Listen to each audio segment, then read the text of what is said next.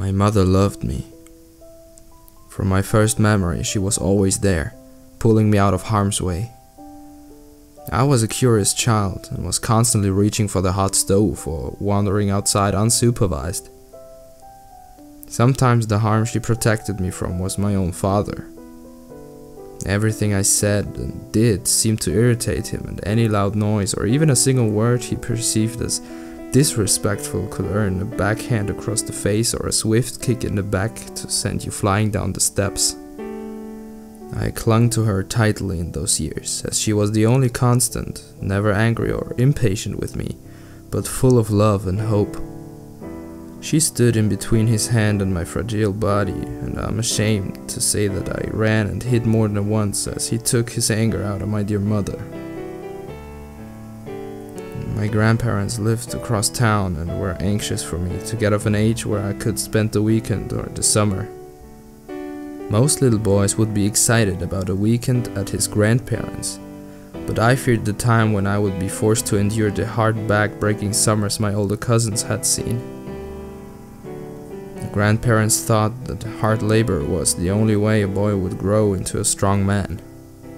As they had a large farm to tend to, they made use of their grandsons by raising them for the better part of their childhood, usually starting around 5 or 6, depending on the constitution of the boy. My cousins slept in the leaky barn out back and existed on whatever scraps were thrown out at the end of the day. By the end of the summer, they permeated an odor that may never wash off, an odor of sadness and pain. My female cousins lived inside the house and would never speak of the horrors they endured. Women weren't valued much in my family, except for one thing. When I was barely 5, my mother woke me up in the middle of the night, covering her hand across my mouth and signaling me to keep quiet. Her bruised face was wet from tears, and her hand shook as she silently begged me not to do anything to attract the attention of my sleeping father. Without a sound, we snuck out of the house, taking only my stuffed teddy bear, leaving behind everything I had ever known. My mother and I kept to the back roads as we made our journey across several states to the house on the river where her brother lived. Her brother made his living as a teacher at the small schoolhouse in town, and was a widow with no children of his town.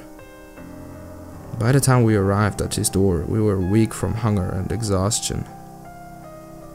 My mother hadn't stopped to sleep the whole way, too afraid that my father or his family would catch up with her unaware.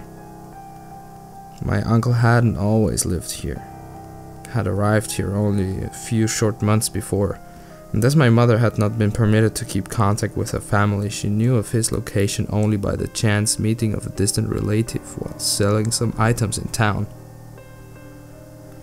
Even at my young age, I was able to understand that this meant we were safe. They couldn't find us here.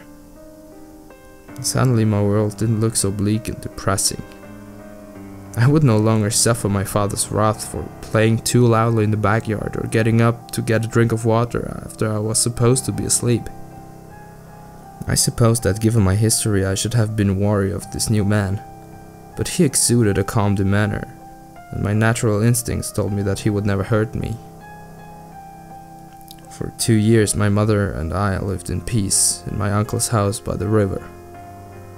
My mother started working at a small shop in town, and I went to school with my uncle. At night we would eat dinner in the small kitchen and talk about our day. I spent my summers down by the river, fishing or watching the grass grow. I developed a fast friendship with a boy down the road, and we never spent a weekend apart, riding bikes and playing in the woods. It was a sweet time, the best of my childhood memories. But nothing good lasts forever. My mother took ill in the winter. I was 7.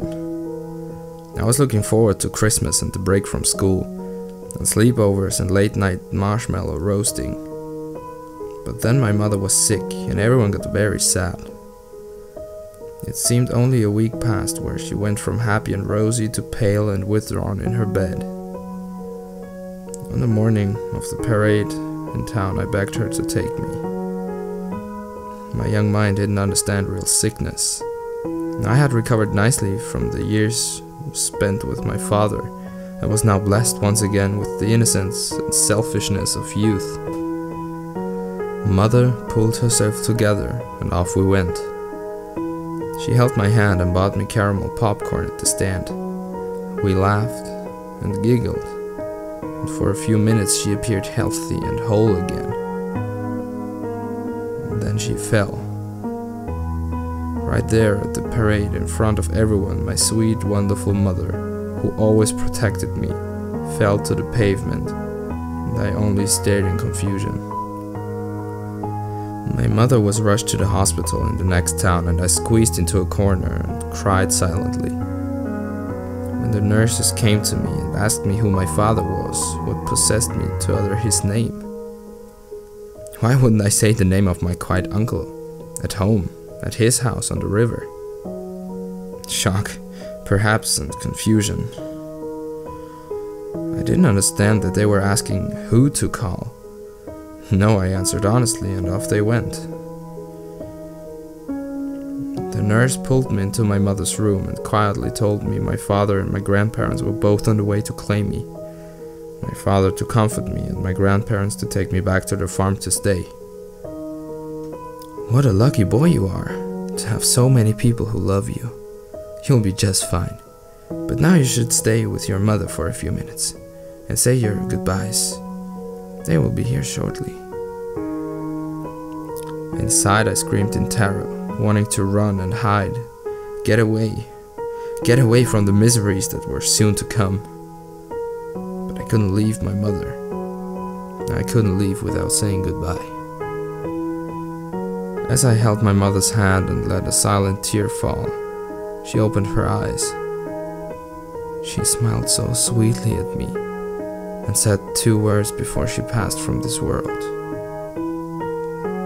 You're safe.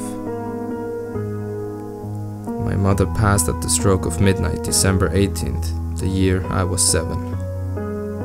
I curled up next to her body and didn't wake when my uncle scooped me in his arms and carried me home.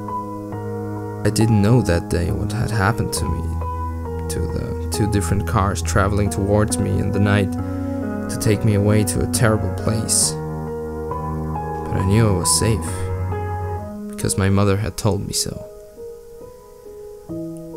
I grew up in that house by the river with my sweet, sweet uncle.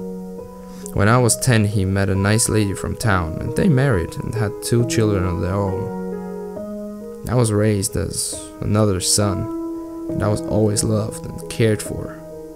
Although my new aunt could never replace my darling mother, she took care of me throughout my childhood, and never was a word spoken in anger. Never did I sleep in a barn or live on scraps. Never did I have to duck to avoid the fist coming at me in the dark. My first year in college, I became curious about what had happened to change the events that were unfolding in my life on that awful night. I did some research, and this is what I learned. At midnight on December 18th, the year I was 7, my father was traveling from one place in his old blue pickup. He had been working out of town when he received the message that his only son had been found. The pickup was old and in disrepair. Still, it was a surprise that at the stroke of midnight his truck suddenly swerved into the path of an oncoming semi, killing him instantly. The driver of the semi walked away with barely a scratch. At midnight on December 18th, the year I was 7, my grandparents were traveling from their farm across town in their new car, purchased in the last year with proceeds from the farm, and apparently the prostitution of several of their own granddaughters. They were at home when they received word that their grandson had been found. The car was new, and not the cheapest model. Therefore it was a mystery why at the stroke of midnight the car suddenly pulled to the right while on a mountain road, causing the car to go through the weak fence and down into the ravine. My grandparents were killed instantly. There were investigations, even into my sweet, calm uncle, as it was found to be a little odd that both of these events should happen at the exact same time my mother passed from this world. My uncle never worried me with it, and the investigators finally gave up, as no one could ever prove how it happened. I know how it happened. My mother told me when she utters in those two words, "You are safe."